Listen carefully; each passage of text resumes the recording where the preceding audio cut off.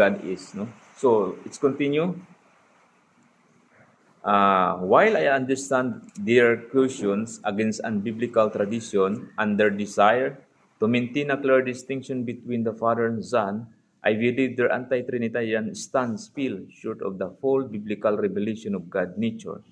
And the biblical present the Father, the Son, the Holy Spirit as distinct person who share the same divine essence, the work in perfect unity. So divine nature and perfect unity because God has a plan for creation and redemption. No?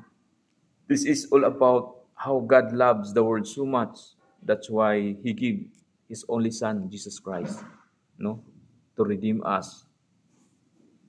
Uh, because it's all about the plans of God, of His creation. That's why He created the concept of the Trinity. Let's continue. Furthermore, the relational oneness of the Godhead strengthens rather than diminishes the truth of salvation. The Father sent the Son, John 3:16. His Son gave His life as our Redeemer. No, Redeemer. John 10:17 to 30. So, we talk about creation and redemption. No? There is example on creation and redemption. And to accomplish the plan of salvation, each person of the Trinity must play distinct but unite one.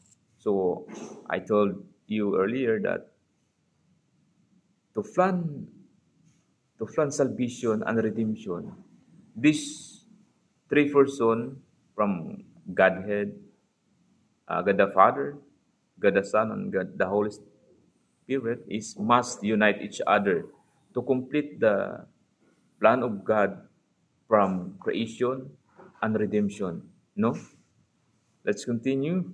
Because he loved the world so much, it is written, for with God all things are possible. Therefore, God do more than Trinity, he does it. Because he is only a God who exists. He is not only a God who exists in three persons, but he is God that can exist more than Trinity. No? If we see that in our mind, maybe we see already in the Bible the three person. That's why the concept of Trinity was created.